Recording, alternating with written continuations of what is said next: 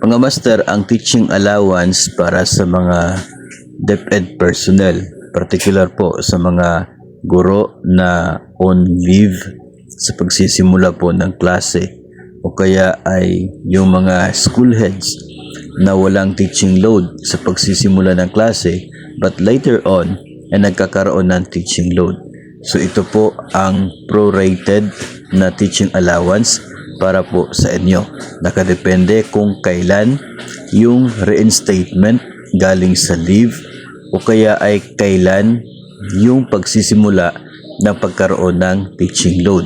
Kung nangyari po yon within the first 30 days galing po sa pagsimula ng klase, then buo pa rin ang inyo po matatanggap na teaching allowance. Kung kayo po ay on maternity leave, tapos yung reinstatement ay hanggang July 15, then 100% pa yung inyo pong makukuha na teaching allowance.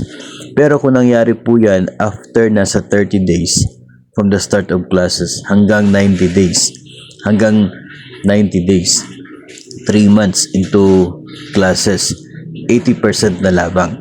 Kapag 90 to 150 days naman yung reinstatement ninyo, no, galing po sa simula ng klase, ay kalahati na lamang po ang teaching allowance at 20% naman kung ang inyo pong reinstatement o kaya ay pagkakaroon ng teaching load ay nangyari po siya after 150 days from the start of the school year. 20% na lamang ang teaching allowance. Mahalaga po ito para sa mga particular po no mismo ngayon sa mga on maternity leave.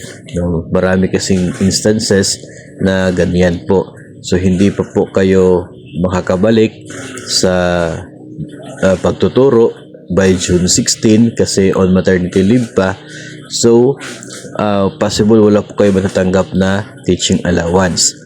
Pero the moment na kayo po ay mag-reinstate na, babalik na po kayo sa pagtuturo, babalik na po sa serbisyo, so that's the time na pwede na po i-release yung teaching allowance ninyo.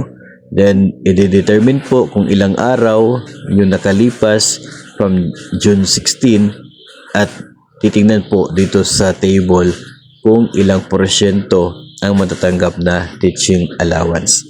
So, ito po no ay mahalaga para po sa mga guro na wala pa po sa service o on leave o kaya ay mga school heads na walang teaching load pero later on nagkakaroon po.